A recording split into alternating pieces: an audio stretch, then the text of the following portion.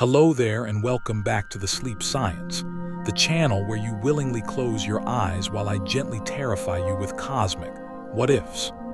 Tonight, you find yourself standing at the edge of an ordinary dawn. The horizon glows with its usual streak of coral and gold, a thin layer of warmth stretched across the sleepy world. Birds shuffle on power lines, streetlights wink out, and you watch without any suspicion that this is the last sunrise you'll ever see. The light reaches your skin, soft and familiar, but there's a strangeness you can't quite name, like a candle just before the wick burns down to nothing. So before you get comfortable, take a moment to like the video and subscribe, but only if you genuinely enjoy what I do here. And while you're at it, tell me in the comments, where are you listening from tonight and what time is it there? Now dim the lights, maybe turn on a fan for that soft background hum, and let's ease into tonight's journey together. You stand at the window as the golden rays spill across your room, brushing dust motes into glitter. It feels like the start of any other day, toast warming in the kitchen, neighbors heading to work, the sound of traffic easing into its weekday rhythm. But here's the quiet trick. This is the last time Earth will be lit this way. Tomorrow, you'll be left with nothing but the pale glow of stars and the bitter realization that you've lost the one thing no civilization, no empire, no well-meaning barista has ever been able to live without. Spoiler alert, you probably won't survive this. But let's not ruin the vibe just yet. You step outside and the air smells faintly of dew, the kind that clings to grass before the day burns it away. Historically, sunrise has been a moment of ritual. Ancient Egyptians lined their temples with the eastern horizon, waiting for Ra's fiery boat to appear each morning. To them, this very moment was proof the world hadn't ended in the night. And now, as you squint into the brightening glow, you unknowingly share in that ancient faith. But the irony is delicious. Unlike them, you won't get another tomorrow. The neighborhood moves on in blissful ignorance. Joggers pace by with earbuds in. News anchors chatter about traffic on the 8s, and dogs bark at squirrels as though the universe isn't about to snuff itself out. The world has no sense of foreshadowing. No clue that the sky's furnace has gone cold. Somewhere, an astronomer fiddling with a telescope might notice an odd flicker, but for now, humanity is still sipping its coffee. Historians still argue whether the Mayans truly predicted apocalypse dates, or if it was all just a misunderstood calendar reset. But either way, their imagined dread feels laughably small compared to what you're standing in now. At least their world kept the sun. Yours is about to lose it, and you're not even wearing sunscreen.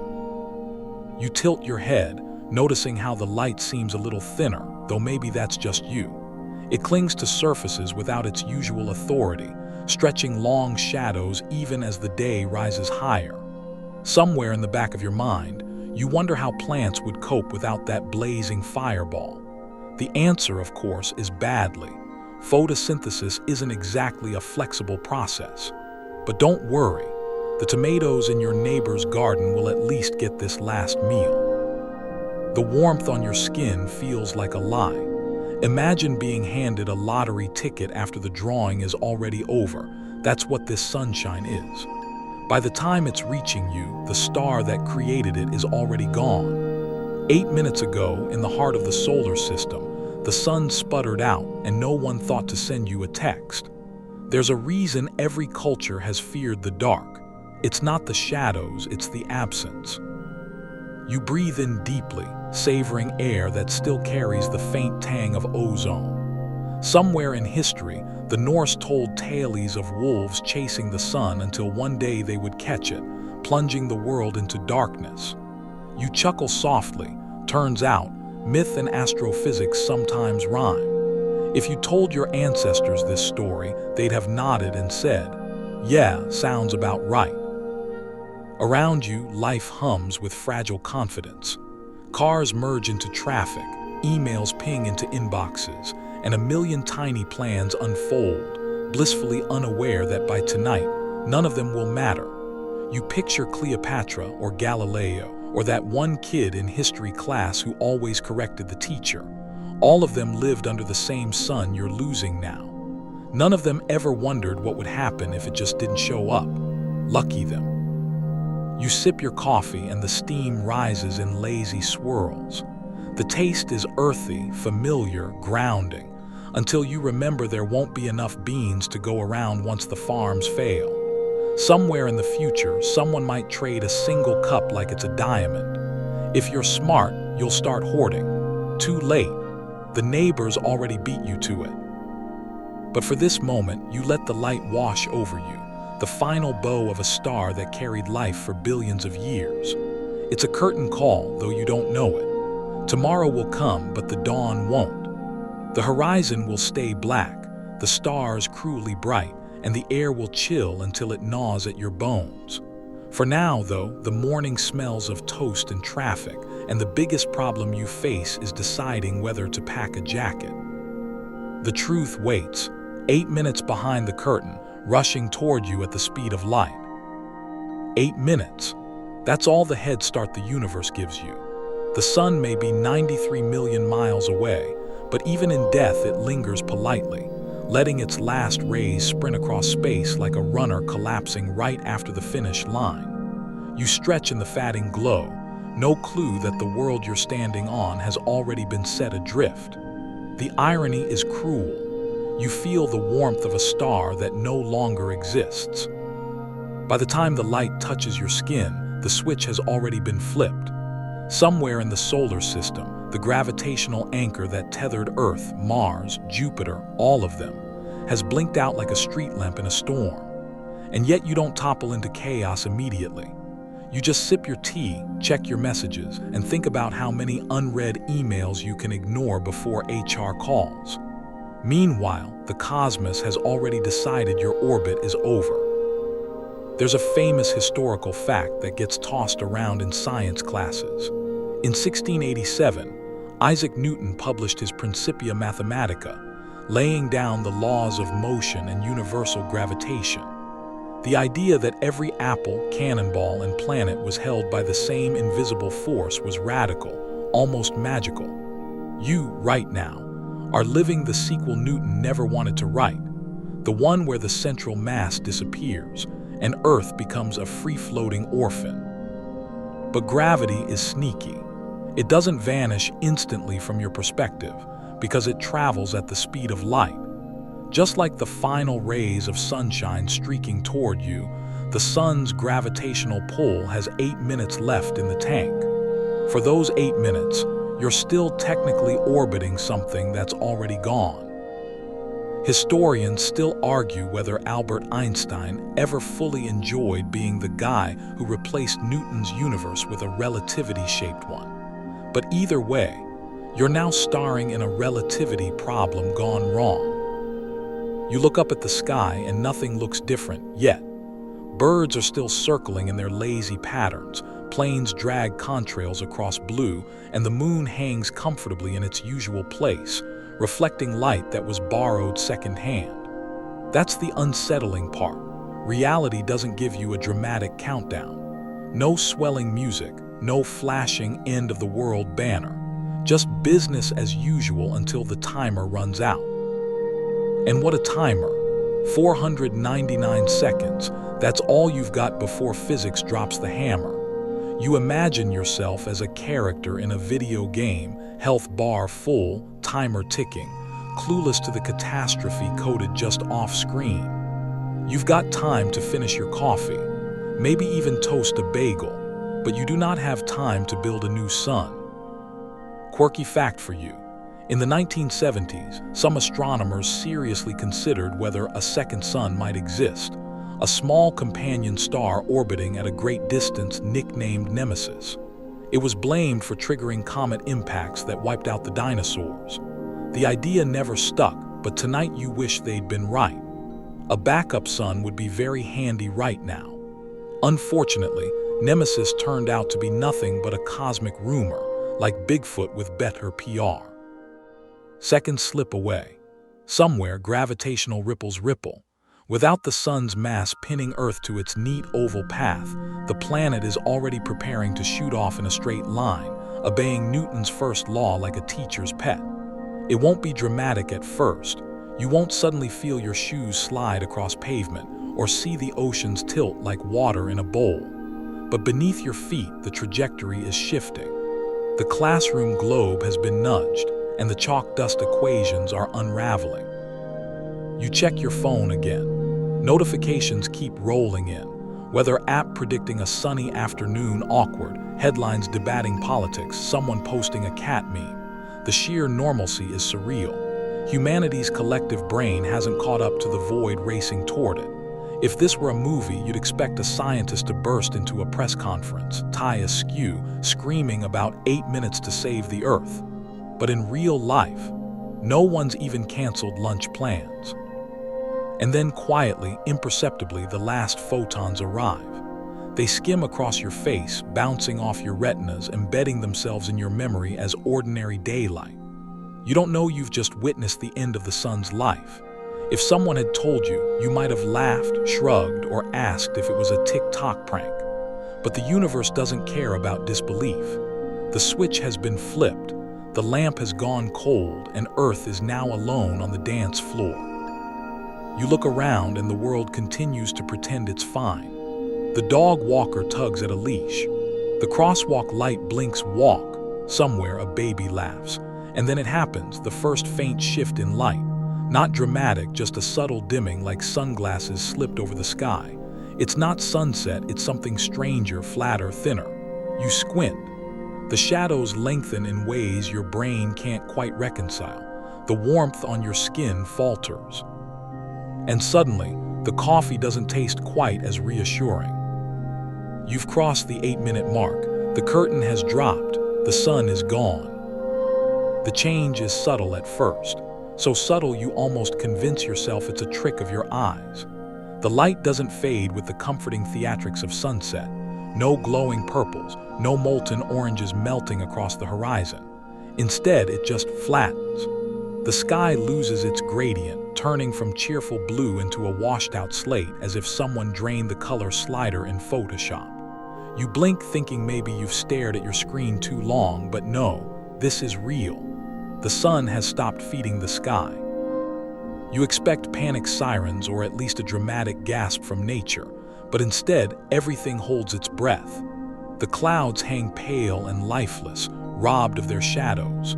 The air feels thinner, sharper, as though your lungs are working overtime to convince you nothing's wrong. But you know better. There will be no more sunrises, no more lazy mornings where you complain about alarm clocks and traffic. Just an endless twilight and the terrible permanence of it. The stars answer first. Normally they wait their turn, sliding in gently after sunset, but tonight they muscle into the spotlight, rude and unapologetic. You tilt your head back, and the heavens spill out in full, merciless clarity.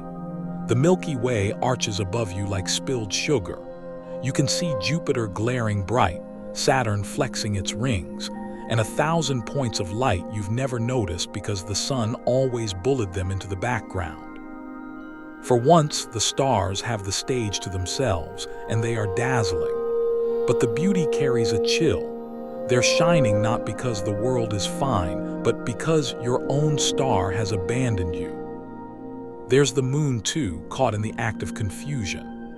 It was always the sun's sidekick, glowing with borrowed light, but now it hangs like a pale prop without a spotlight. Its face looks awkward, dimmer than usual, almost embarrassed.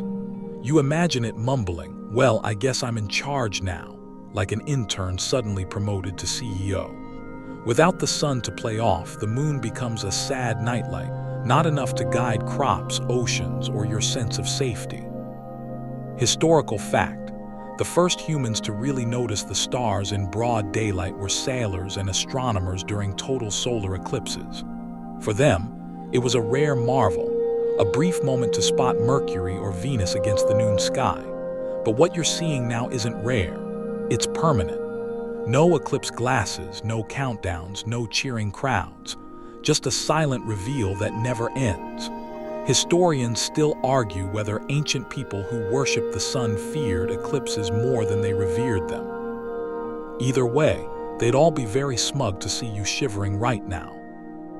And speaking of shivering, you notice the chill creeping in. Without the sun's steady fire, Earth is still bleeding warmth into space, radiating like a dying ember. The change in temperature isn't dramatic yet. You're not instantly frozen, but the drop is measurable, sharp as if someone nudged the thermostat down a notch you can't reverse. You pull your jacket tighter, a gesture that feels silly against the enormity of cosmic abandonment. A quirky tidbit comes to mind. Back in the Victorian era, people feared the sun might literally burn out because they didn't know about nuclear fusion yet. The best scientists of the 1800s guessed it was just a big fireball running on coal. At that rate, they figured it would fizzle in a few million years. If they could see you now, they'd probably pat themselves on the back and say, "Told you so." Though in fairness, they didn't expect it to clock out quite this suddenly. Around you, the world starts noticing too. Streetlights flicker on out of schedule, confused sensors reacting to the sudden darkness. Birds hush, their instincts scrambled. A dog whines at a window, and for the first time you feel the collective hesitation ripple through humanity. People stop mid-stride, squint at the sky, exchange uncertain glances. Clouds, someone suggests weakly. But there are no clouds, just the sharp, starlit reminder that you're on a planet floating in a void. You stare long enough for the dizziness to set in, the kind that comes when you realize how infinite everything is above you and how fragile you are below. No warm sunrise will rescue you tomorrow. No afternoon heat will bake the sidewalks. The sun's stage is empty, and the universe has pulled the curtain wide open. You whisper to yourself, half joking, "Well, guess it's nighttime forever now." And the words hang in the air heavier than you meant them to, because that's exactly what it is: night, eternal and unbroken. The sky has stopped glowing, and so very soon will you. The first real sound of panic isn't screaming in the streets, but the faint mechanical click of the power grid struggling to keep up. Across neighborhoods and cities, sensors that usually dim lights at dawn are suddenly overcompensating, and entire blocks of street lamps blaze back to life. You look down your street, and it's glowing like a carnival midway at midnight, except the mood is anything but festive. Inside your house, you fumble for candles, which feels both old-fashioned and oddly comforting. A little flickering flame dancing in a glass jar becomes your personal stand-in for the sun, though its warmth is laughably inadequate. You set 3 in a row on the table, squinting at their golden shimmer as if they could fool you into believing daylight still exists. Spoiler, they can't. The news anchors come on with forced calm. Their voices wobble between "everything's under control" and "please don't loot the grocery store." Across the ticker scroll vague reassurances. Temporary atmospheric anomaly, scientists investigating, stay indoors if you feel unsafe. Which is hilarious, because when the actual sun has gone dark, indoors is just a decorative box. Historically, this isn't the first time humans have tried to explain away a vanishing sun. Ancient China recorded solar eclipses as terrifying omens, dragons devouring the sky. In fact, court astronomers were executed if they failed to predict one. Imagine having that job today. "Sorry, boss, I forgot to put the sun turning off in the forecast." Historians still argue whether those executions were really about science or just politics dressed up as cosmic outrage. Either way, you feel lucky no one's blaming you personally for this celestial blackout. Yet. You check your phone for comfort, but the internet has already descended into chaos. Hashtags bloom faster than fungi in your fridge. Sunless, #fake dark, day is canceled. Conspiracy videos circulate within minutes. The government stole the sun, aliens dimmed it to test us. This is what happens when you switch to LED bulbs. You sigh. Even at the end of days, the comment section is unbearable. The practical effects creep in quickly. Heating systems across northern cities kick into overdrive, drawing so much energy the grids start wobbling. Rolling blackouts spread, which is just what you need. No sun and no Wi-Fi. In your kitchen, you double-check the pantry. Canned beans, rice, pasta. Suddenly these look like treasure. The fresh produce in your fridge, time-sensitive liabilities. The lettuce is basically a countdown clock. Quirky fact: in 1816, volcanic eruptions in Indonesia triggered what became known as the year without a summer. Crops failed, frost hit in June, and hungry families resorted to odd foods like nettle soup. On the bright side, it inspired Mary Shelley to write Frankenstein. So who knows, maybe your generation's great art will be born out of this chill. Though frankly, you'd trade all future novels for just one working sun. Neighbors begin to gather outside, wrapped in blankets, candles clutched like talismans. Someone has hauled out a propane fire pit, and the little circle of flame feels absurdly precious. People hover close, trading rumors, whispering plans. Some laugh nervously. Dark comedy has always been humanity's coping mechanism. One guy insists he has a solar-powered generator. You don't bother pointing out the obvious flaw in that plan. In the distance, sirens echo, bouncing through the cold air. It's not mass hysteria yet, but the tension is building like static before a storm. You hear glass breaking somewhere, a shop window, probably a rush for supplies. The first domino has tipped. Civilization is steady only as long as breakfast feels normal. Remove the sun, and suddenly everyone's just an anxious mammal with a lighter. You light one more candle and watch its glow flutter. The shadows it throws across the wall feel friendlier than the ones outside. There's a strange intimacy in the flicker, as though you've time-traveled into some medieval past. You picture monks copying texts by candlelight, castles huddled in the dark, people praying for dawn. Except your dawn is gone. Their desperation was temporary. Yours is forever. You wrap yourself in a blanket and mutter, "This is fine," in the exact tone of someone not fine at all. The world outside hums with low-grade panic, generators groaning, batteries draining, prayers whispered into chilly air. Humanity's best defense right now isn't science or technology. It's tiny flames, fragile against the void. You stare at yours, pretending it's enough because the alternative is unbearable. Global panic, local candles, that's all you've got. You wake to a room that feels colder than it should. The kind of chill that doesn't belong to a September morning or a winter draft, but something deeper, a steady betrayal of physics itself.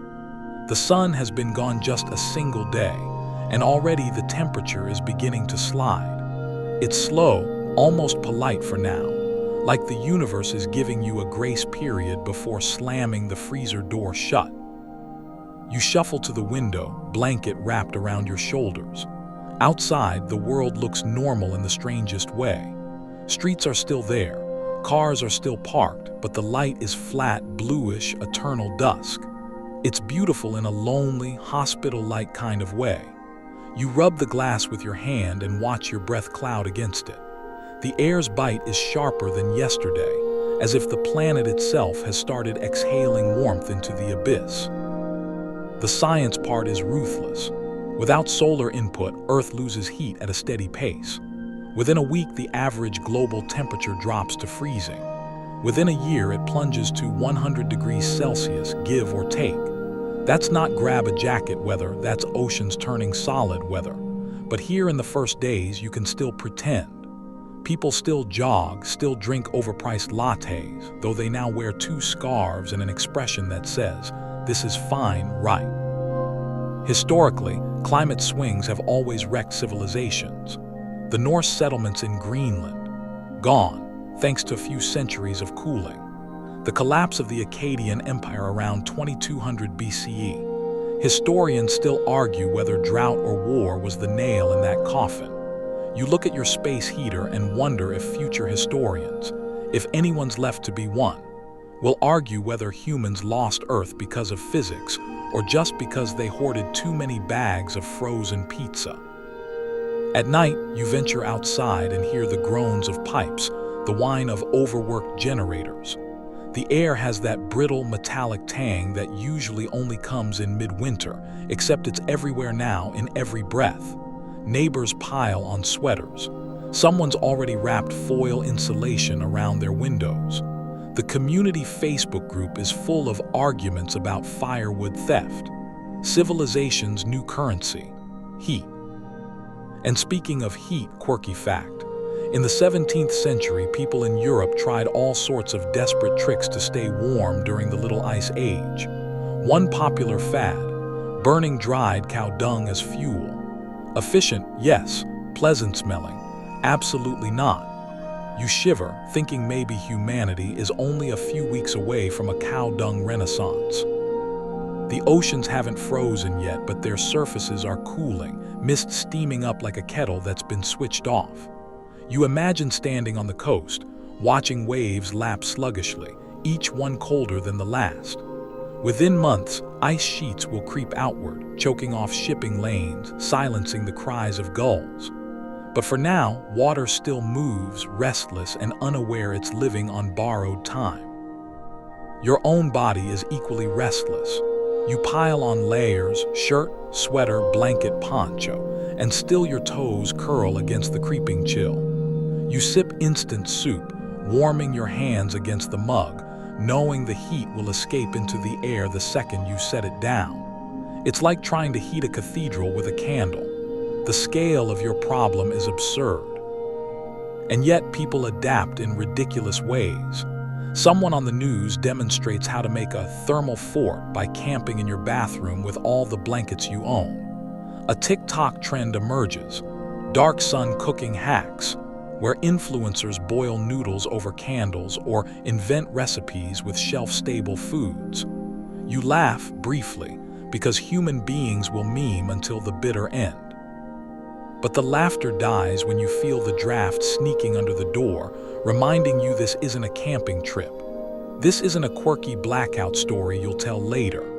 The world is cooling with unstoppable math, and no amount of candles, memes, or soup will reverse it. The betrayal is slow, yes, but absolute. You glance at the thermostat again, down another 2 degrees since yesterday. The planet is slipping, degree by degree, toward an icebound silence. You tighten your blanket and try not to count the seconds of warmth still left in the walls.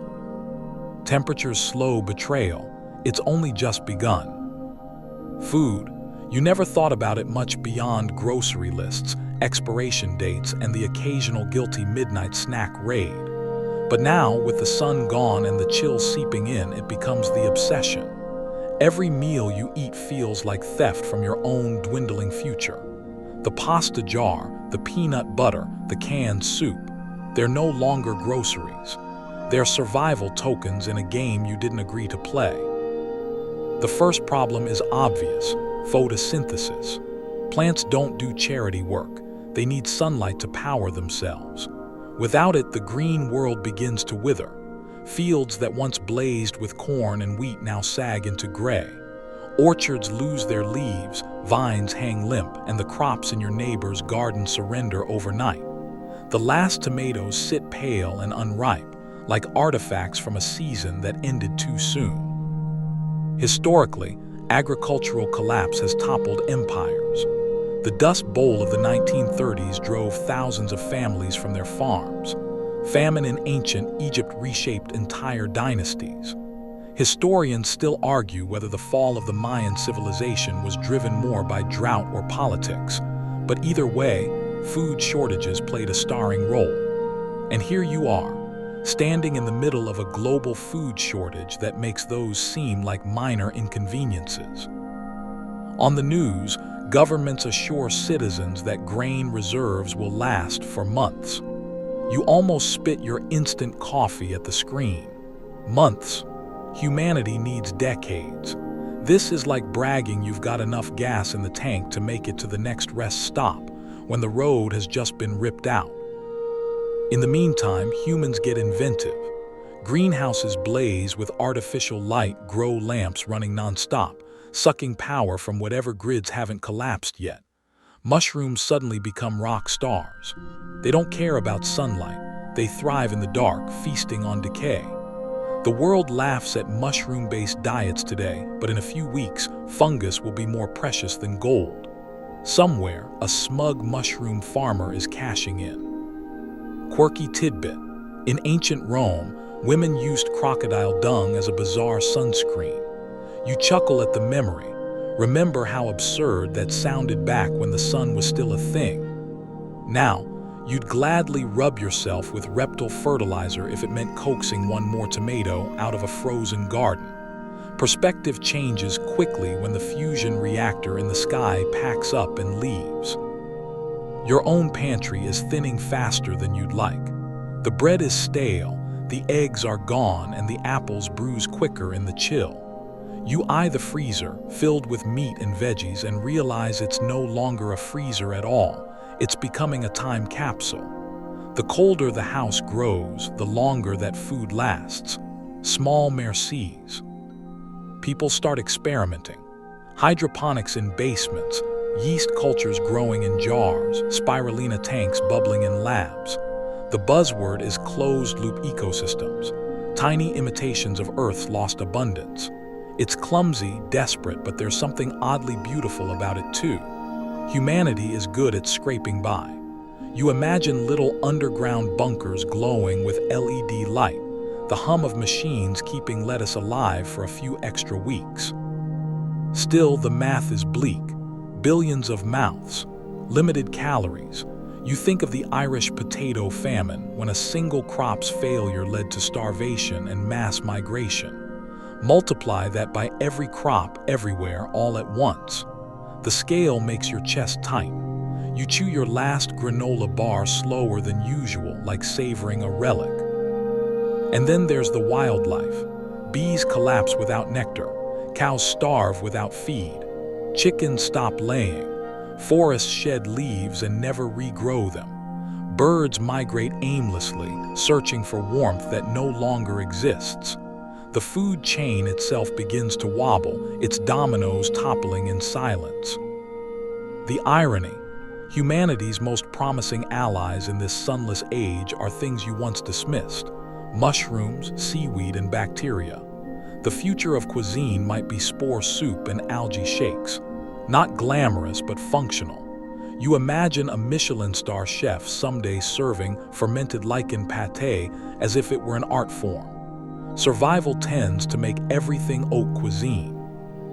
You sit at your candle-lit table, staring at a half-empty jar of peanut butter. You spread it thin on stale bread, taking small bites, trying to trick your brain into feeling full. Each mouthful tastes like both comfort and countdown. Food has stopped being routine. It's become ritual. The farms have failed, the crops are dead, and the world's pantry is closing one can at a time. From now on, it's fungus or famine. A month passes, though time has lost most of its meaning. Without the rising and setting of the sun, days blend into one another, stitched together only by your body's tired rhythms and the faint hum of whatever generator still sputters in the distance. You mark the calendar anyway, little scratch marks on the wall like you're some prisoner of physics.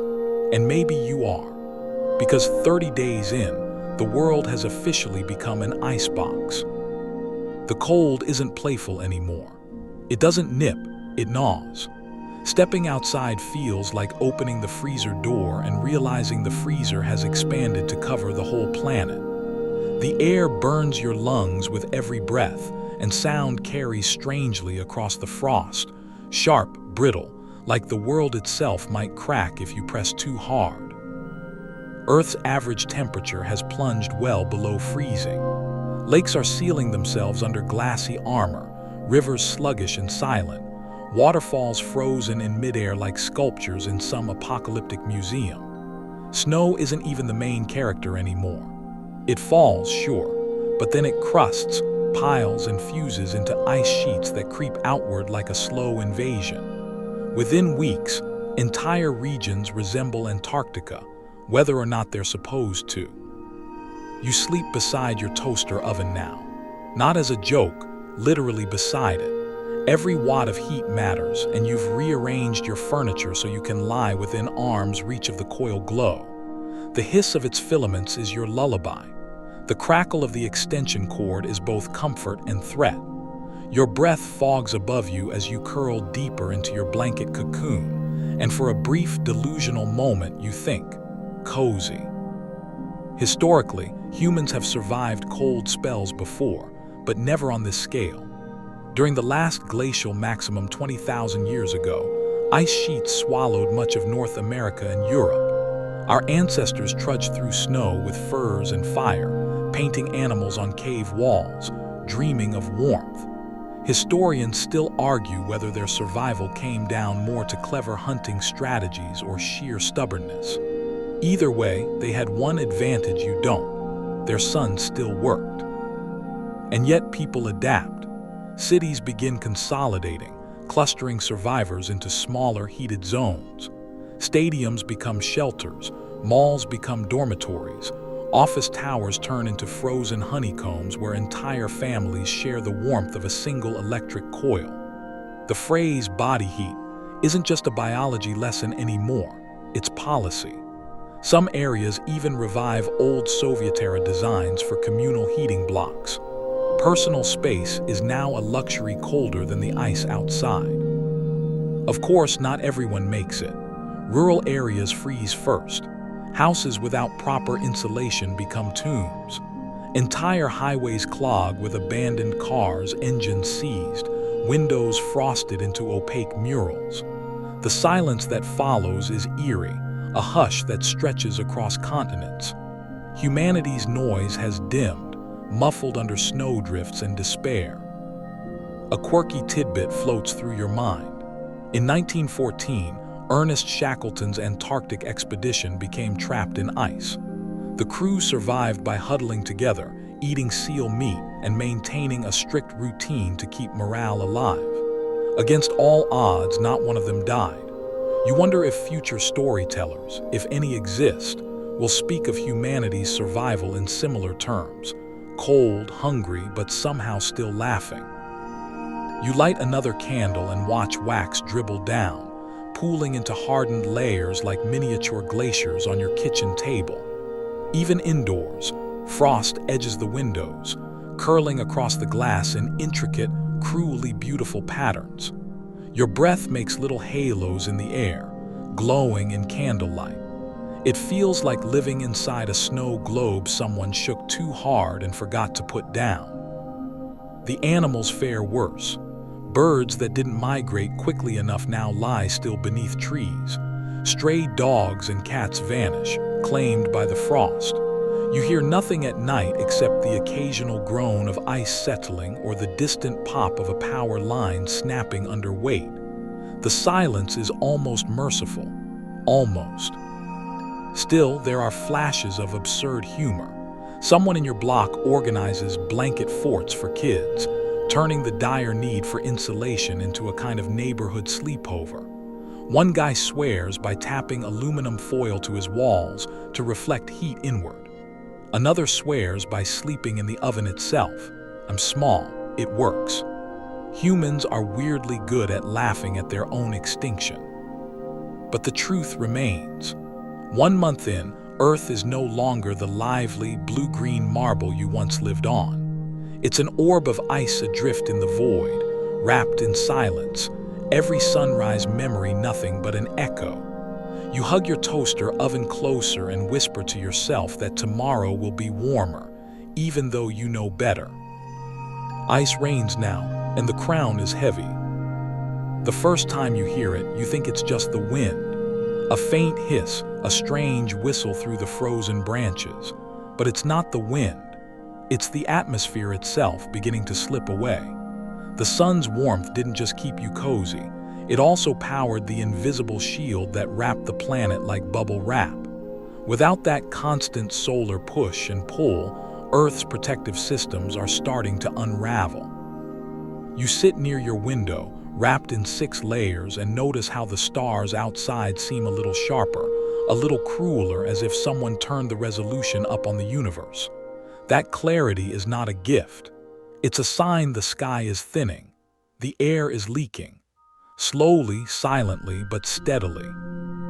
Normally, Earth's magnetosphere, the big invisible force field generated by the planet's molten core, deflects much of the sun's charged particles.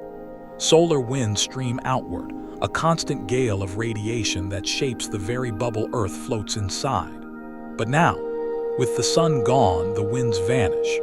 The magnetosphere is like a windsock in still air, drooping, vulnerable. Radiation from deep space, cosmic rays that were once deflected, now begin trickling through. The sky hasn't fallen, but it's wobbling. Historically, people once believed the sky could literally fall. In ancient China, there are myths about the heavens being held up by 4 cosmic pillars, which one day collapsed. Historians still argue whether those stories were inspired by actual natural disasters, comets, meteors, volcanic plumes, that looked like the heavens were cracking. You think about those old myths and wonder if they were warnings, tiny echoes of what you're living now, an atmosphere that's starting to come undone. Quirky fact: in the 1970s, scientists discovered bacteria living several kilometers underground, feeding off chemicals rather than sunlight. Those little microbes didn't care about air, sky, or even much heat. They'd probably throw a party if they knew the atmosphere was failing. Meanwhile, you, the creature that needs oxygen, warmth, and a blanket fort, are very much not invited. As the days tick on, you notice subtle shifts. Your chest tightens quicker when you walk across the icy street. Breathing feels shallower, less satisfying, as though each lungful has been thinned out. You rub your temples and wonder, is it the cold or the air itself beginning to abandon you? Scientists on emergency broadcasts try to downplay it. There is no immediate danger, but their pale faces give them away. The atmosphere isn't vanishing overnight. It's not a dramatic whoosh of air like in bad sci-fi movies. It's more like a bad breakup. The molecules are slowly drifting away, atom by atom, out into space. Without solar heating, without the magnetic shield fully charged, the upper layers are loosening their grip. Earth is becoming leaky, like a balloon forgotten after a birthday party. The stars, once comforting, now look invasive. The Milky Way cuts across the black like a scar, and for the first time you realize how fragile your sky has always been. That blue dome you took for granted, just a thin veil, and now it's fraying.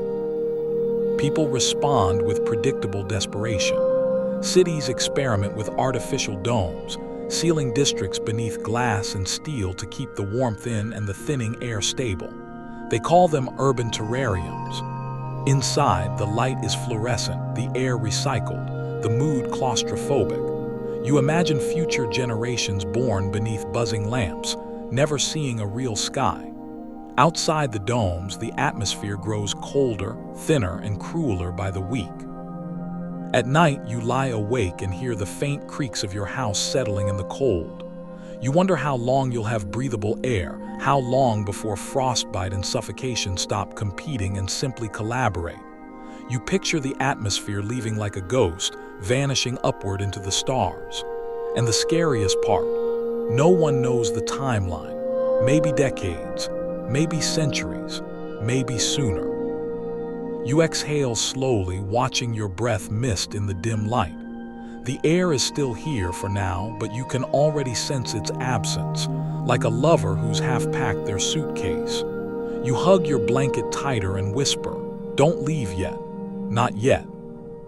Goodbye, atmosphere. You were never ours to keep. The dome feels wrong from the moment you step inside. The air is warmer, yes, and your eyelashes don't crunch with frost when you blink, but the atmosphere hums with a sterile buzz. Fluorescent lights glare from above, buzzing like tired bees, casting everything in a sickly white glow. Outside the dome, the world is frozen silence. Inside, it's an artificial terrarium, a human snow globe turned inside out. The city planners call it a triumph. Safe zones, they say on emergency broadcasts. Humanity's future. But to you, it feels more like living inside a fish tank. Clear walls arch overhead, reinforced steel ribs gleaming, the outside world distorted and ghostly beyond the frost. You can see the outlines of skyscrapers trapped in ice, the shadows of streets you once walked. Now those are museum pieces, frozen exhibits in a gallery no one visits. Each dome runs on its own patchwork of energy: nuclear, geothermal, the last sputtering reserves of fossil fuels. Engineers work around the clock to keep the heat lamps glowing and the air pumps humming. The light here is artificial sunlight, tuned to wavelengths plants can actually use. Rows of crops glow beneath pink-purple LEDs. Lettuce, spinach, potatoes stacked in vertical farms like shelves in a supermarket. It's efficient, precise, and deeply unsettling. You walk past the hydroponic gardens, the air thick with humidity and the faint tang of fertilizer. It feels alive, at least compared to the frozen graveyard outside. People linger near the grow lamps just to soak in the glow, pretending for a moment it's real sunshine. Kids reach up to touch the lights as if they could absorb warmth directly through their fingertips. The illusion is almost convincing. Almost. Historically, humans have built domes before, though never on this scale. The Crystal Palace in Victorian London, the Eden Project in Cornwall, grand glass houses meant to showcase nature, not replace it. Historians still argue whether such projects were more about science or showing off imperial pride. Either way, they were luxuries. These new domes are lifeboats, fragile ones. Quirky fact: in 1960s experiments, NASA tested closed ecological systems for astronauts, tiny bubbles of self-sustaining life meant for space travel. Most failed spectacularly. One crew ended up starving when their algae tank went rogue. You think about that while chewing your rehydrated soup ration and try not to imagine how many ways this dome could also fail. Life here is crowded. Families share bunks in old gyms and office floors converted into sleeping bays. Privacy is a concept you remember fondly, like hot showers or fresh fruit. People shuffle through routines under the constant drone of air recyclers. You hear coughs echoing through the corridors, the rasp of dry throats, the tired whimper of children who don't understand why the sun forgot them. At night, the dome doesn't dim. Lights run 24/7 to keep crops alive, and the ceiling glows with a perpetual false dawn. You try to sleep, but your body resists. Circadian rhythms are stubborn, still craving darkness and sunrise. People joke about it, calling themselves time travelers, because no one agrees on what day it actually is anymore. Humor is thin, but it's still there. Outside, the ice thickens. From inside the dome, you watch snow sweep past in endless drifts, piling higher against the glass. Sometimes you see faint shadows, animals staggering past, lost and dying. Other times, just the emptiness of a planet going silent. The dome walls groan as the weight presses in, and you wonder how long before steel gives way. Still, there's a strange intimacy here. Humans huddled under glass, eating rationed soup, telling stories by lamp glow. You hear a neighbor strumming a guitar, the sound muffled but warm. Someone paints fake sunrises on the inner walls. Children laugh when teachers describe summer like a mythical land with heat so strong you begged for shade. In the absurdity, there's tenderness. But deep down, you know this is temporary. The domes are stopgaps, not salvation. Supplies dwindle, machines wear out, and no system is perfectly closed. You trace your finger along the cold steel rib above you and think, this isn't a home, it's a waiting room. Humanity is just catching its breath before the ice squeezes tighter. Cities under domes, tiny bubbles clinging to life on a frozen, drifting rock. You sip your rationed soup and try not to look up at the artificial sky, because you already missed the real one too much. Silence creeps in slowly, the kind that makes you notice every creak of your bunk and every hum of the dome's recyclers. The loudest sound is absence itself, the missing chatter of animals that once filled the background of your life. A month ago, you could still hear birds squabbling in the trees, dogs barking down the street, the shrill buzz of cicadas on a hot night. Now, nothing. The planet is falling quiet. The first casualties were the obvious ones, plants that starved when photosynthesis switched off. Without them, the creatures that depended directly on greenery followed. Herds of cattle collapsed when feed ran out, chickens stopped laying eggs, and dairy farms became silent barns. Then the dominoes tumbled further. Predators found nothing to chase. Scavengers found nothing to pick at. The food chain isn't so much broken as frozen solid. Historically, extinctions have shaped Earth again and again. 66 million years ago, the dinosaurs were snuffed out by an asteroid impact, leaving space for mammals to rise. The woolly mammoth, saber-toothed cat, and giant ground sloth fell during the Ice Age. Historians still argue whether human hunting or climate shifts dealt the killing blow. Either way, nature has always rewritten its own cast list. This time, though, the rewrite is absolute. The sun was the script, and the script has been shredded. You step into the dome's makeshift observation deck, staring out at the ice plains beyond. Somewhere under that endless frost, whales drift silently in oceans that are sealing off at the surface. Without currents stirred by solar heating, the seas are losing their rhythm. Entire schools of fish move sluggishly, confused, doomed. You imagine them pausing mid-swim, waiting for a sunrise that never comes. Birds are already gone. The last flock you saw weeks ago circled helplessly overhead, disoriented without the sun as their compass. Migratory instincts don't update for apocalypses. They vanished into the dark and you never saw them again.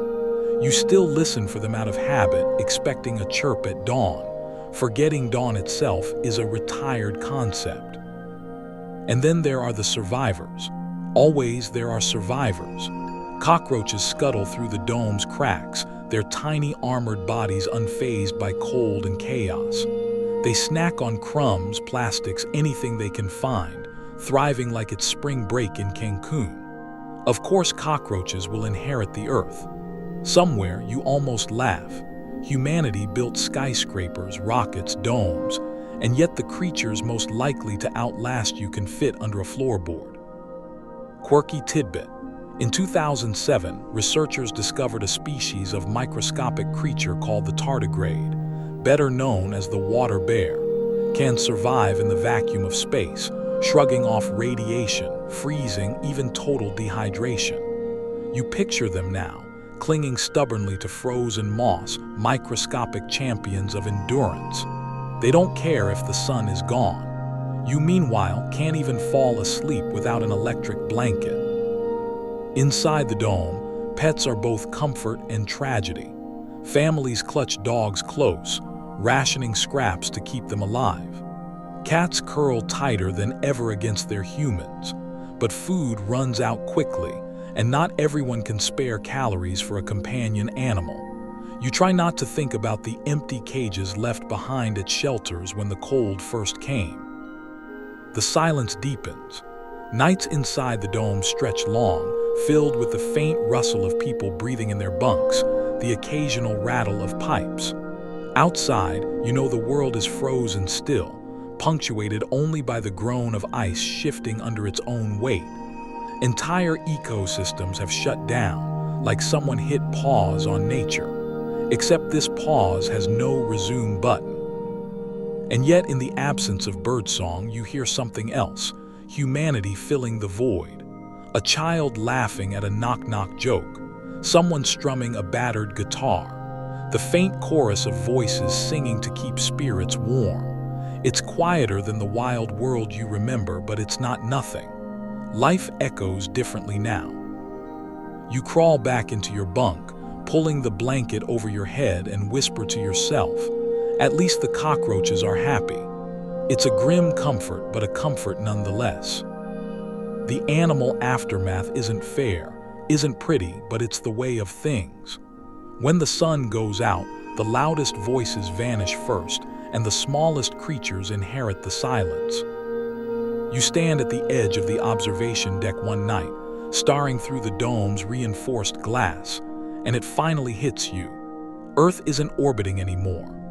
The world hasn't fallen into the sun, because there's nothing left to fall into. Instead, your planet has slipped its leash and is drifting in a straight line through space, like a runaway shopping cart rolling forever across a parking lot with no walls.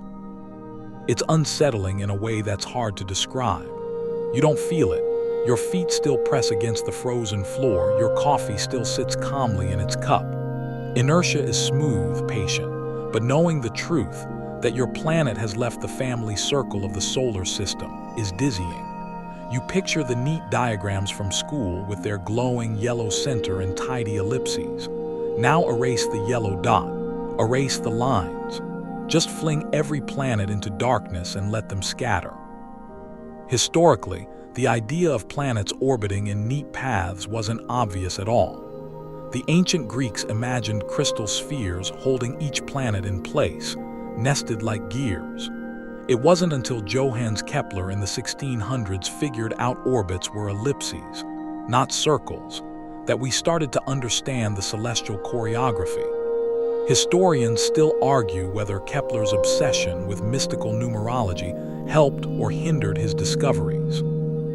Either way, you can't help thinking he'd be horrified to see the dance floor empty. Without the sun's gravity, the solar system has turned into a cosmic traffic jam. Each planet is now following its own straight trajectory, no conductor, no center. Mars drifts one way, Venus another. Jupiter coasts off like a bowling ball in the cosmic gutter. Earth has joined the caravan of lost worlds, a loner rock slicing silently through interstellar space.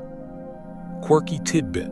In 2011, astronomers discovered rogue planets, giant worlds drifting alone in the galaxy, unbound to any star. Some estimates suggest there may be more of these wanderers than stars themselves. At the time, it sounded exotic, almost sci-fi. Now you realize Earth has become one of them, a nameless orphan on the galactic highway. You imagine the view from afar, a pale sphere wrapped in ice, glowing faintly with geothermal scars, trailing a dead moon like a lost balloon. No sun, no orbit, no family, just momentum. You feel a pang of cosmic loneliness so sharp you laugh at yourself for it. Great, you mutter. Even planets have abandonment issues now. Inside the dome, life continues in its artificial rhythm, but whispers spread. Where are we going? Astronomers crank up what telescopes still work, charting Earth's new path. The numbers are terrifying. You're not headed toward another star anytime soon. The nearest one is light years away, unreachable, invisible against the thick quilt of galaxies. Humanity isn't drifting into salvation. It's drifting into forever night. The moon, faithful companion, still tags along, orbiting as usual. But even it seems unsettled without the sun's backdrop, glowing faintly against a sky that never brightens. Its tides still pull faintly at Earth's oceans, though now the seas are capped in ice. You stare at it through the frosted dome roof and feel oddly grateful. At least the moon hasn't quit on you yet. You wonder about the other planets. Jupiter with its storms, Saturn with its rings, are they drifting too? Silent giants floating farther and farther apart. Somewhere, maybe, a Martian rover is still transmitting to nobody, its signal forever unanswered. The solar system has fractured, and its pieces are sliding quietly into the dark. The thought is too big to hold, so you shrink it down. You focus on the hum of the air pump, the glow of lead crops, the warmth of your blanket cocoon. Earth may be a rogue world now, but your tiny dome still pretends to be a planet within a planet, a fragile bubble where people still argue about soup rations and share bad jokes. You close your eyes and picture the solar system as it used to be, a neat family photo with the sun in the center, warm and golden. That photo has been ripped in half, the frame empty. And now your planet is just one car in a galactic traffic jam with no speed limit and no destination. Planetary traffic jam, welcome to the drift. You'd think drifting through space without a sun would be enough cosmic weirdness for one lifetime. But then gravity decides to get moody. Without the steady anchor of solar mass keeping everything balanced, smaller forces, the moon, Earth's own core, even distant tugs from passing objects, suddenly feel a lot more noticeable. Your mornings start to feel like amusement park rides you didn't buy tickets for. At first, it's subtle. You wake one night with the sensation your bed has shifted ever so slightly, like when an elevator stops too abruptly. A glass of water tips on your nightstand, sending a thin sheet across the floor. People blame clumsy hands, bad plumbing, anything but the truth. The whole planet is ever so gently adjusting to its new, unchaperoned path. Remember high school physics. Tides exist because of the moon's pull on the oceans, stretching water like taffy. Normally, the sun's gravity balances much of that out, moderating the extremes. But now, no sun, no balance.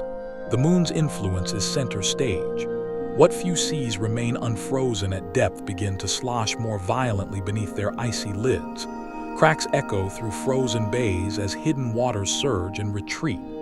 Some domes near coasts report quakes as ice sheets grind against shifting tides. Historically, people once believed earthquakes and tides were linked to divine moods. Ancient Greeks thought Poseidon struck the ground with his trident to shake the seas. Historians still argue whether such myths arose from observing tsunamis or just creative storytelling. Either way, Poseidon would be smugly satisfied with the chaos unfolding now. Quirky tidbit. In 1969, astronauts placed seismometers on the moon. The data revealed moonquakes caused partly by Earth's gravitational pull. You smirk at the irony. If the moon shivers because of Earth, then maybe this is its petty revenge. With the sun gone, Earth is the one wobbling now. Inside the dome, people start whispering about the gravity jitters. Walking down corridors, you feel slightly heavier one day, slightly lighter the next. It's not enough to fling you into the ceiling or pin you to the ground, but it's unsettling, like living on a ship in rough seas. Kids laugh, turning the shifts into games, leaping higher than usual, pretending they're superheroes. Adults, meanwhile, clutch railings, worried what happens if the jitters get worse. Then there's the core. Without solar gravity shaping Earth's orbit, the delicate balance of spin and pull is changing. Geologists broadcast nervous updates.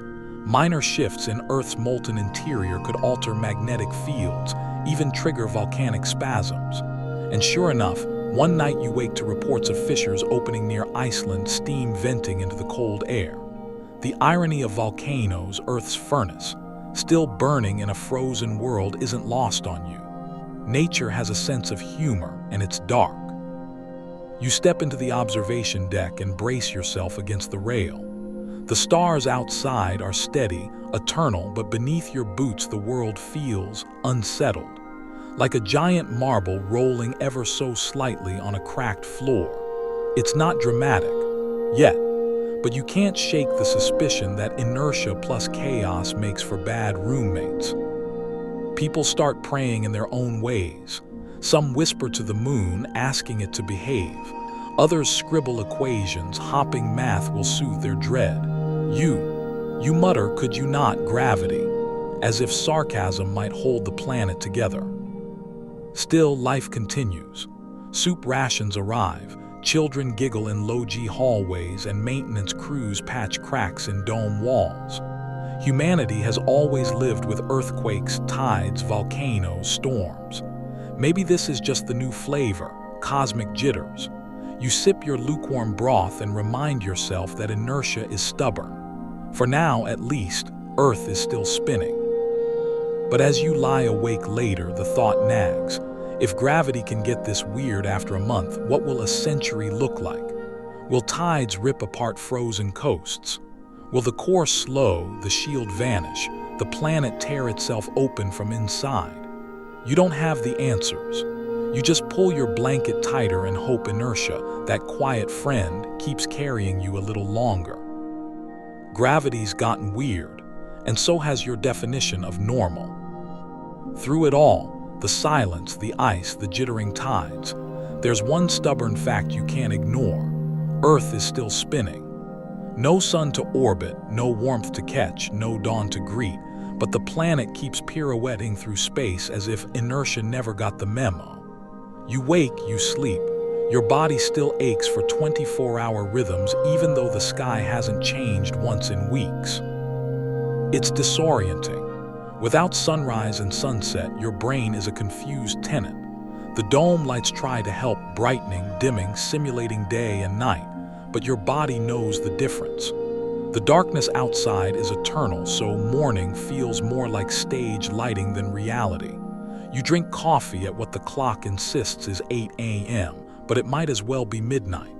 For all you know, it is.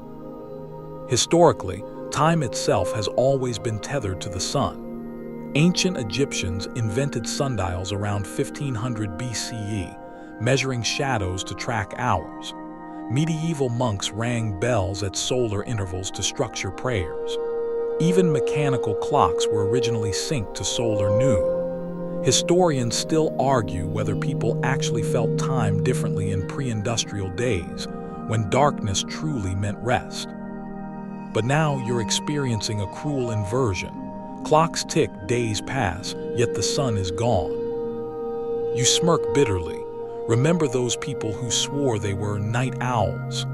Bet they're regretting that lifestyle now. Everyone's a night owl when the entire planet is permanent midnight. The moon, at least, remains loyal. It still orbits faithfully, a pale companion glowing against the black.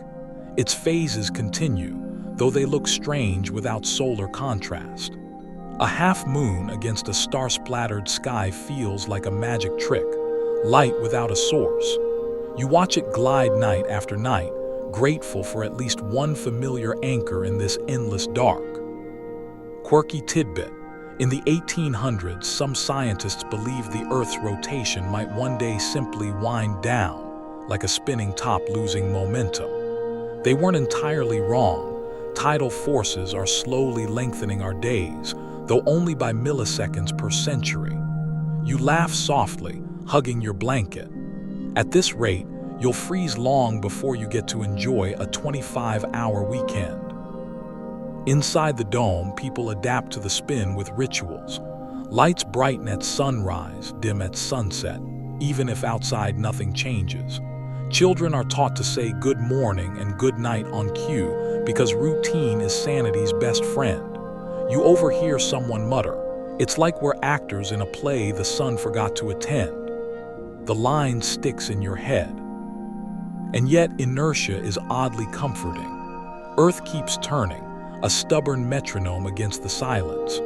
The frozen rivers, the drifting clouds of breath, the groaning ice sheets, they're all still rotating eastward at 1,600 kilometers per hour. You imagine astronauts on some distant ship glancing out and saying, "Well, at least the rock's still twirling." Of course, spin doesn't solve your problems. Crops still die, air still thins, heat still leaks into space. But the motion itself, the refusal to stop, feels like defiance. The sun may have quit, but Earth didn't. Not yet. As you lie in your bunk, wrapped against the creeping frost, you let the thought soothe you. The planet spins, the dome hums, your breath fogs. Maybe inertia is more than physics. It's hope disguised as momentum. Earth is still spinning, and so for now are you. Darkness outside the dome is absolute now, a velvet sea pierced by the hard glitter of stars. You press your forehead to the glass and try to take comfort in their light, but the truth gnaws at you. Those stars are so far away that their glow is ancient, long out of date. The photons hitting your eyes tonight may have left their stars before humans even learned to write. You are living in the past light of strangers, while your own sun has gone silent. And in that silence, your thoughts drift to the stranger forces of the universe, the ones scientists whisper about at conferences, the ones documentaries describe with ominous music. Dark matter, dark energy, the invisible scaffolding of the cosmos. These mysteries never felt personal before. They were abstract curiosities, background characters in the drama of galaxies. But now that the sun is gone, you can't help wondering, have they been watching all along? Dark energy especially.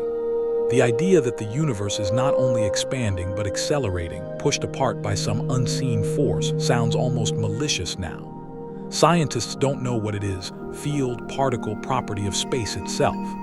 Historians still argue whether Einstein, cosmological constant, which he once called his greatest blunder, was actually the first accidental brush with dark energy. You let that thought spin around in your head like a coin. Was Einstein wrong or too right too soon? Quirky tidbit. In 2019, astronomers detected a cold spot in the cosmic microwave background, a region of space that's cooler and emptier than expected. Some suggested it might be evidence of a void. Others half-jokingly called it a bruise from another universe. You shiver. On a frozen, drifting Earth, the idea of another universe bumping into yours feels less like science fiction and more like an eviction notice. You pull your blanket tighter, listening to the low hum of the dome systems. People talk about dark energy now like it's a ghost, unseen but powerful, maybe even responsible for the sun's disappearance. Of course, no one has evidence, but when your world has turned into an interstellar ice cube, superstition comes easy. Someone whispers in the corridor, maybe dark energy wanted the sun gone. You roll your eyes, but the words stick anyway.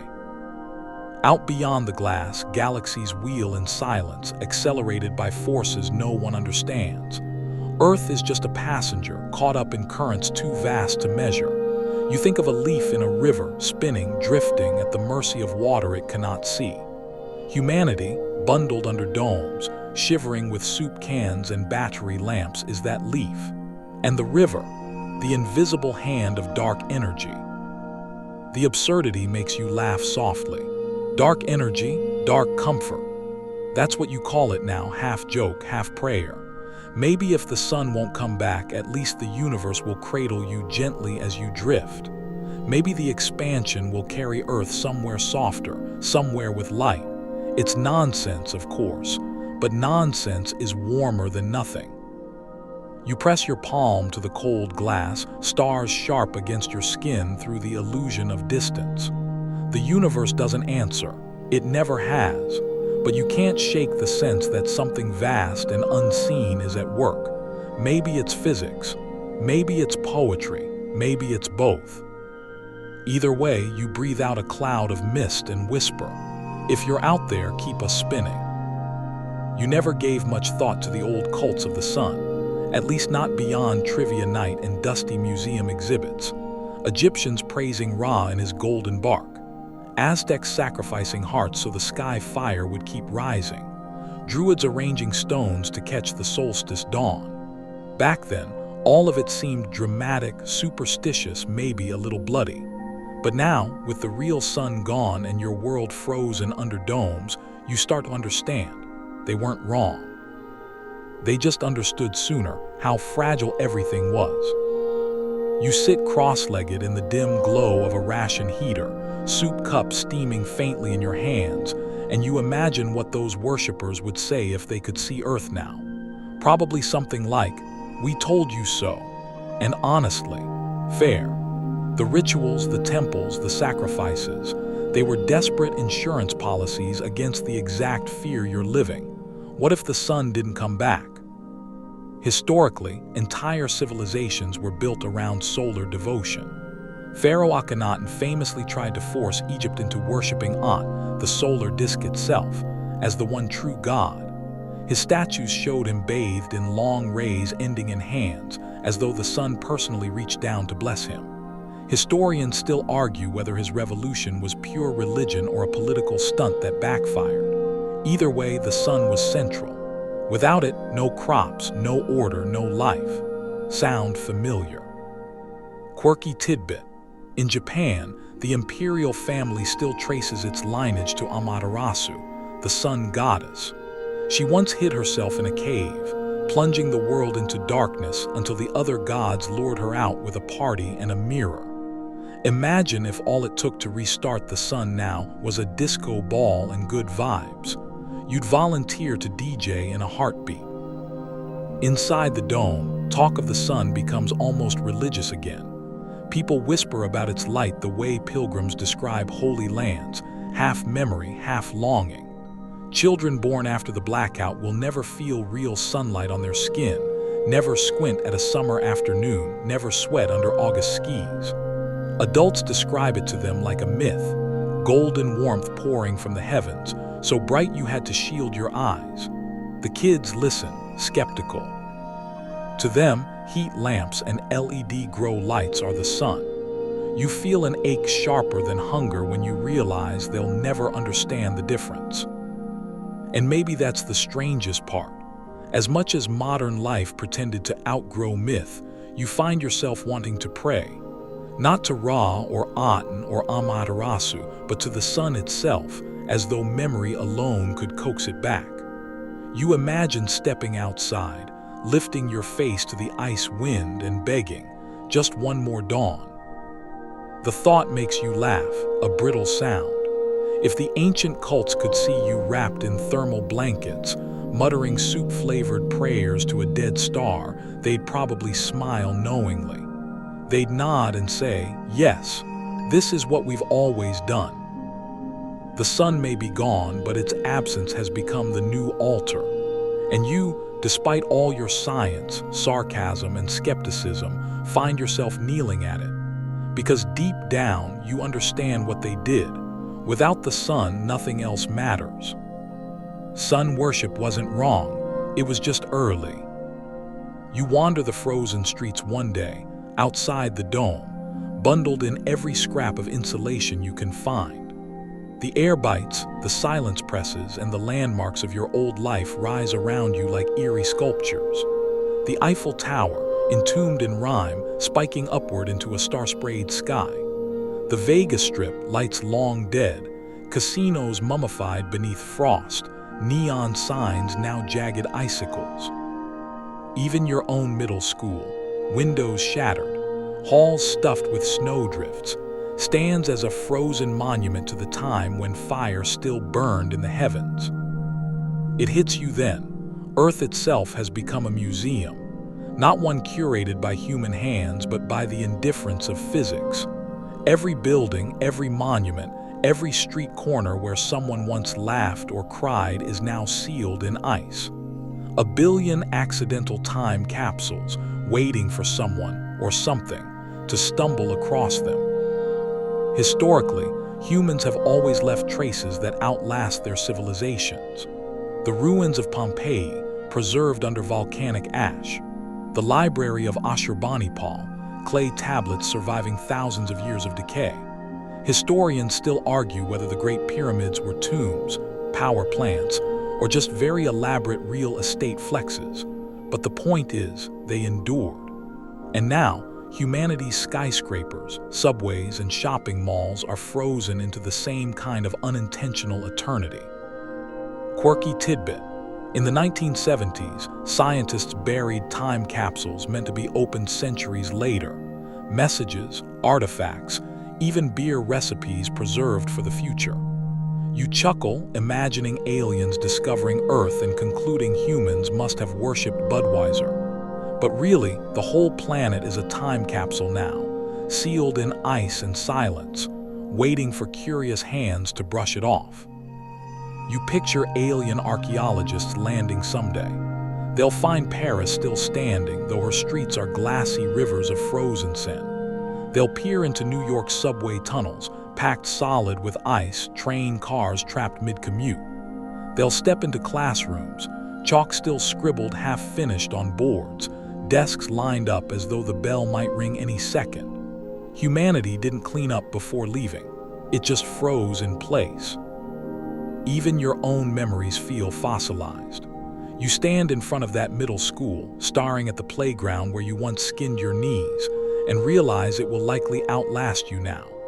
The swing set, rusting under frost, is a relic. Someday, some future intelligence might catalog it beside the Mona Lisa or the Rosetta Stone, a primitive ritual object, possibly used for launching children into the void. Inside the dome, people talk about preservation too. Some believe if humanity doesn't survive, at least the planet's frozen museums might tell the story.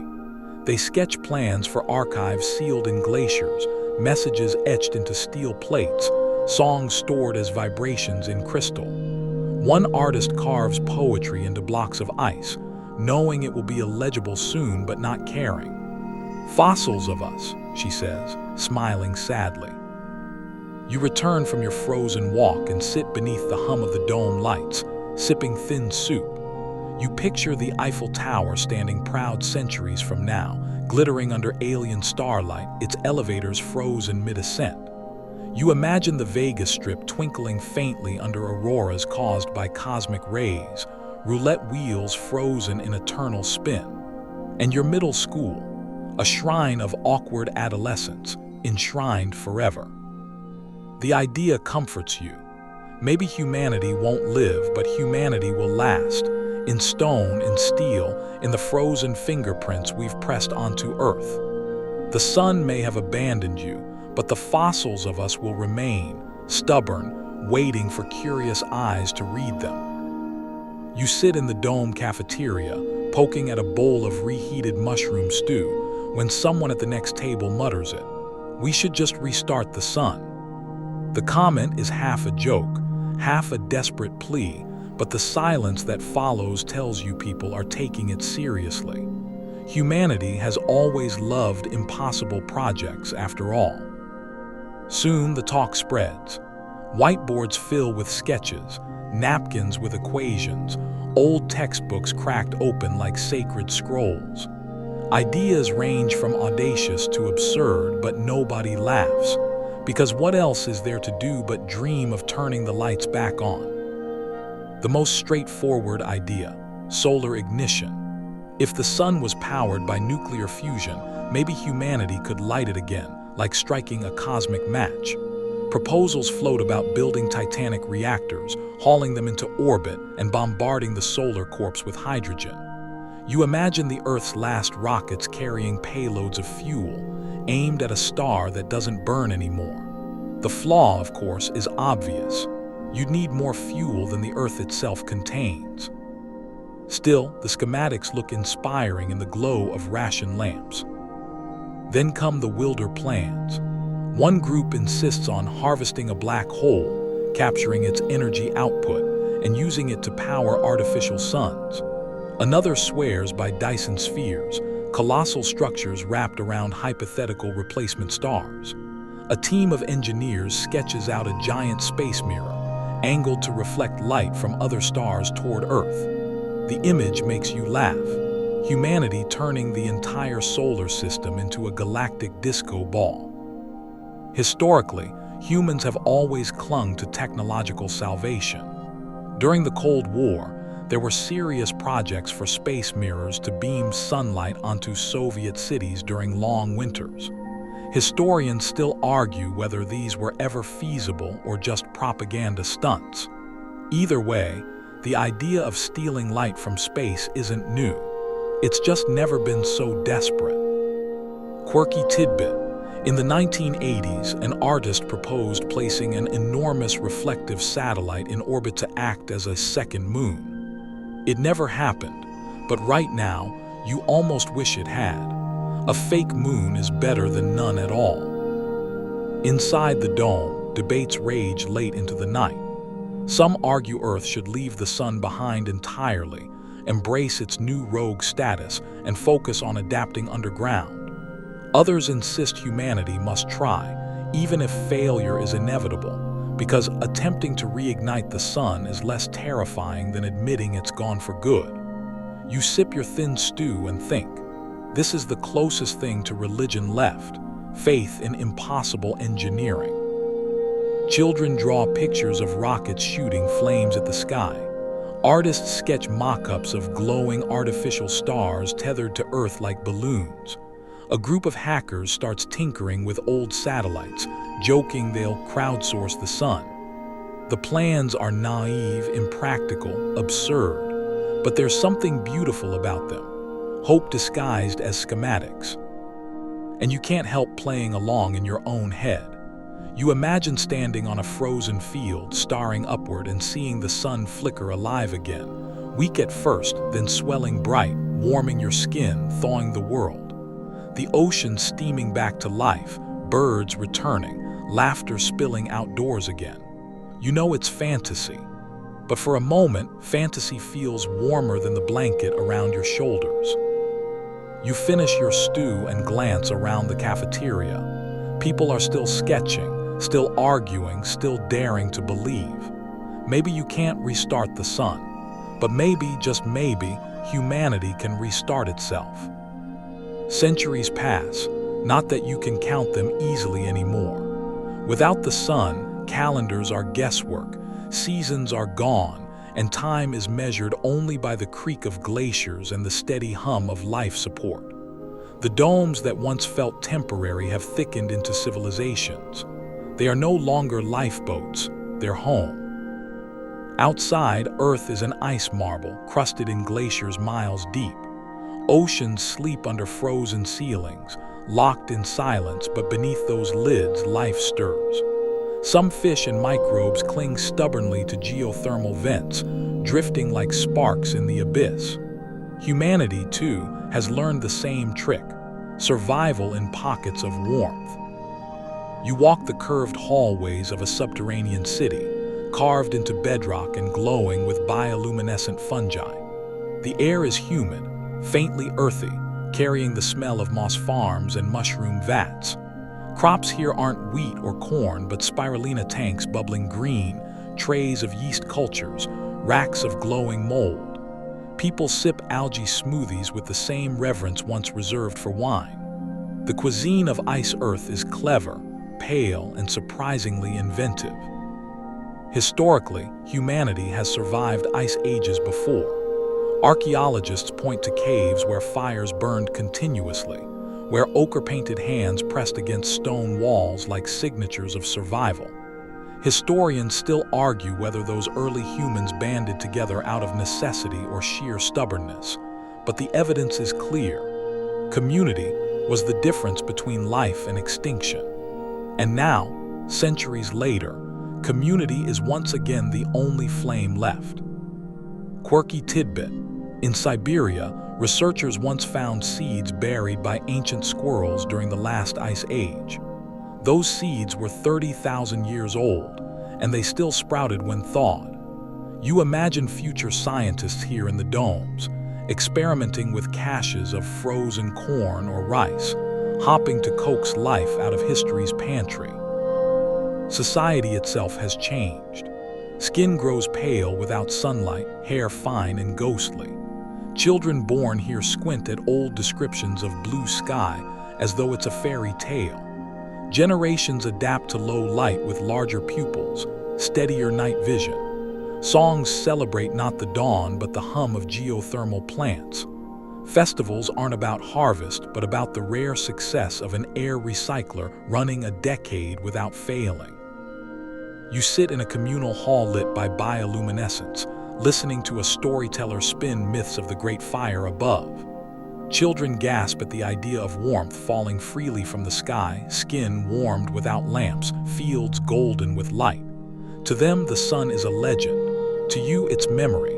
You want to correct the exaggerations, to say, no, it wasn't like that, it was brighter, harsher, hotter. But you bite your tongue. Let them dream. The myth is warmer than the truth. Sometimes expeditions venture outside, wrapped in thick suits, crunching across ice plains under the eternal stars. They bring back relics from the frozen surface, books sealed in frost, toys, crumbling bones.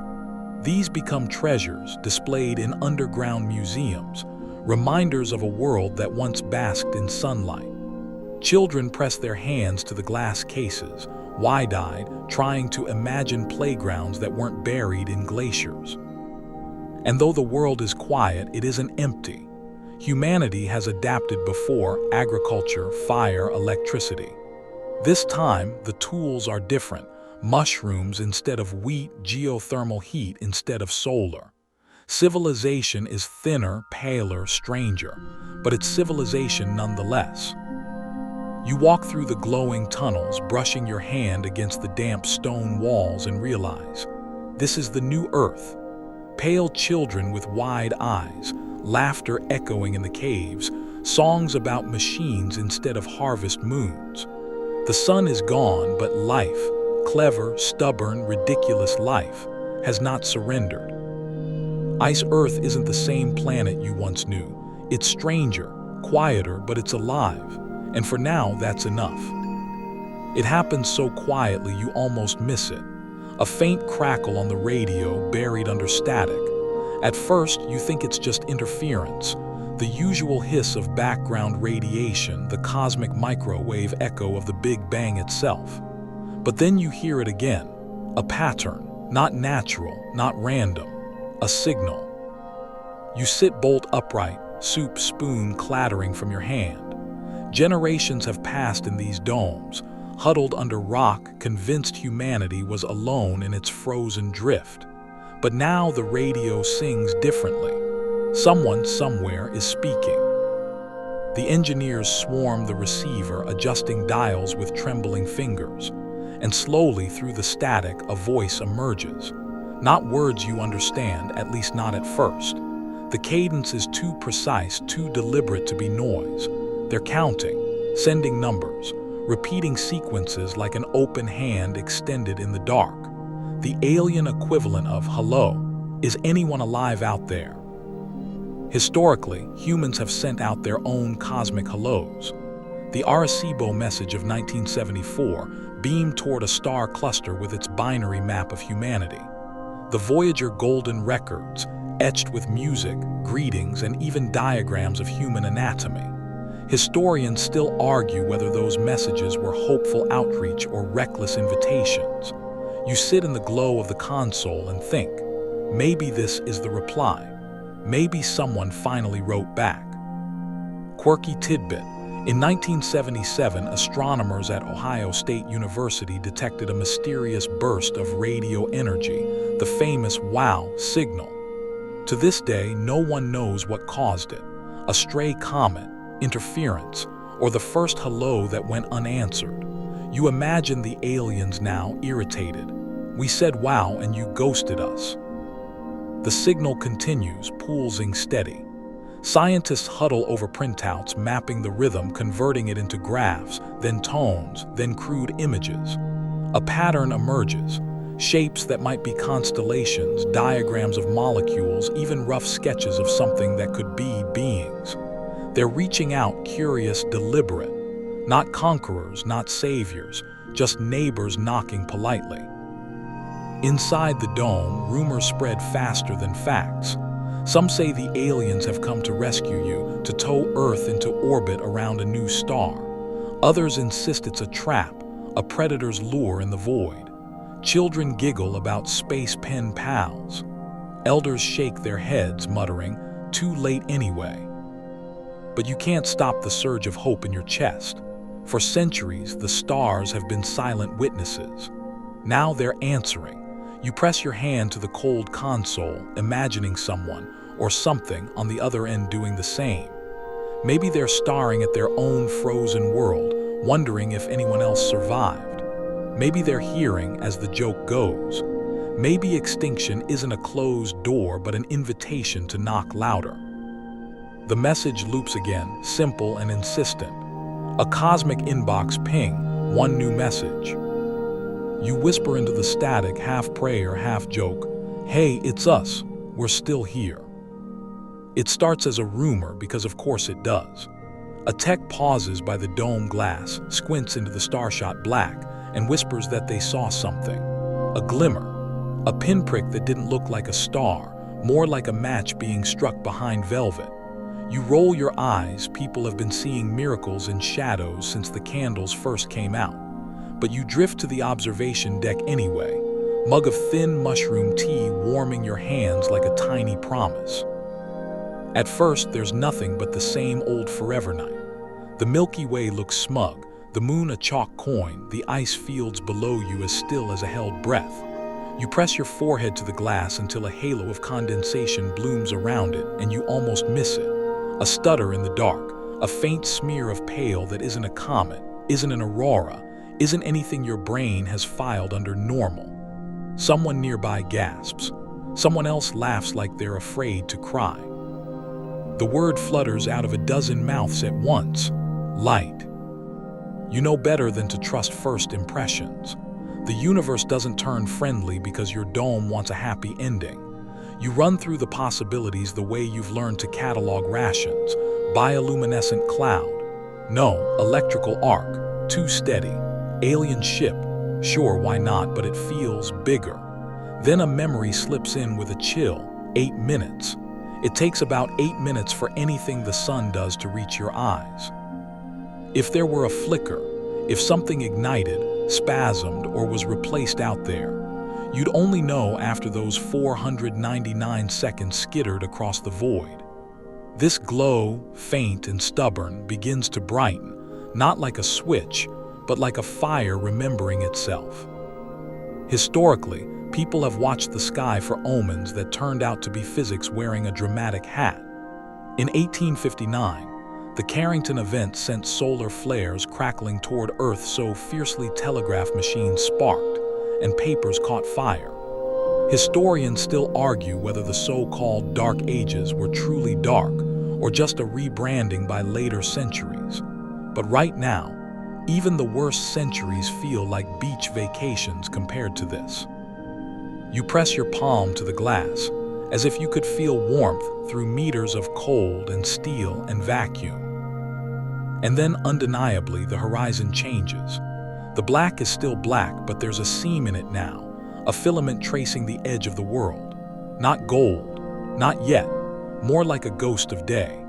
The dome's lights feel suddenly too loud, too artificial, a bad copy next to the possibility of the real thing. Children tumble into the deck in their pale coats, wide-eyed, and older faces tilt up with the fragile reverence you've only seen at funerals and first kisses. You can't help the sarcasm bubbling up. Great, the sun finally texts back, but it dies in your throat as the seam thickens. If this is real sunlight, it's arriving to a planet that won't recognize it. The oceans are lidded with armor. The air is thin and bruised. The continents wear mirrors of ice.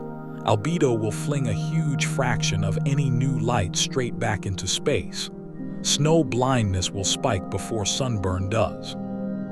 Photosynthesis can restart, sure, but in a world of domes and fungi, plants will stagger like convalescents taking their first steps. And Earth itself, it isn't where it used to be. Without the sun's pull, your world has been skimming straight through the galaxy, and now, if a star is rekindling where the sun used to be, or if something else is shining there, gravity will take hold with all the gentleness of a reunion tackle. Your path will bend, tides will lurch. Weather dormant so long will wake in a bad mood. In the deck's hush, someone whispers a quirky fact to no one in particular, like a prayer with trivia attached. There's a Norwegian town, Arjuken, that installed giant mirrors on a mountainside to reflect winter sunlight into the square so people could feel day again. You blink at that, mirrors convincing the cold to be kind, and think of your own makeshift sun lamps, the pink-purple glow of lettuce walls, the toaster oven you once slept beside like a mechanical pet. Maybe all your mirrors, lamps, and schemes were rehearsals for this, remembering what to do with light. The glow grows steadier. It paints the ice in slick grayscale, then a hesitant silver. The moon fades a little, like a stage extra seating the spotlight. 8 minutes, you mouth, counting without looking at a clock, as if superstition could keep the math in line. If this is a reborn star, if fusion has found its footing again, or some alien lighthouse has flared on in our old sky, you'll know soon enough in more than sight. Warmth will creep into the numbers. Instruments will twitch, air will sigh. Somewhere under miles of ice, deep waters will stir as if woken from a heavy dream. You think about culture shock, not just for people but for planets. After centuries of dome light and algae shakes, your body might panic at ultraviolet like a forgotten language suddenly shouted in your ear. Your pupils, adapted larger in the dim, will clamp down hard. Skin, pale as porcelain, will redden at whispers. Crops will flourish if you can coax them back to fields, but those fields are ice cabinets and the air is a thinner soup. It will take years to relearn summer, decades to unlearn the cold. Even religion will wobble. Myths you told to keep going will have to share space with noon. And yet hope is an unruly thing. It keeps popping up, like dandelions through cracked pavement or cockroaches through, well, everything. You think of that crocodile dung sunscreen joke you made back when the sun was just a memory and snort softly. Give it a week of faint daylight and someone will open a boutique selling Heritage SPF. You think of your toaster oven, the domes, the cockroaches on spring break, the mushroom stews and the bioluminescent halls, the alien ping that said, in its careful math, we see you.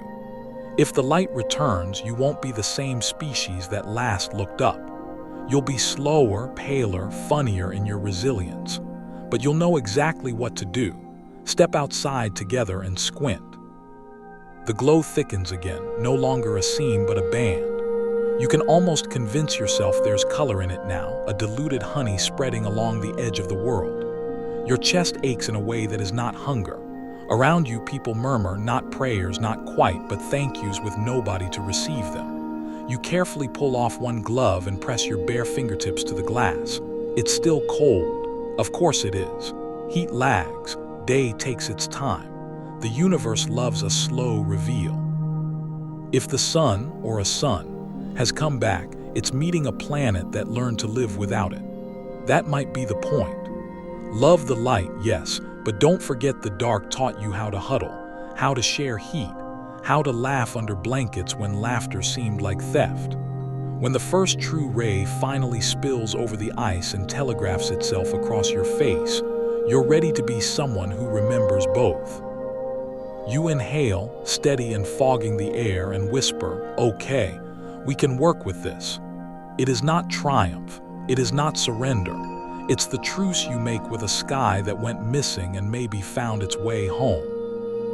Let your shoulders soften, just a little, and notice how even the idea of light makes the edges of things feel kinder, how the room around you takes a breath, how the long night you've been carrying loosens like a knot untied by warm fingers.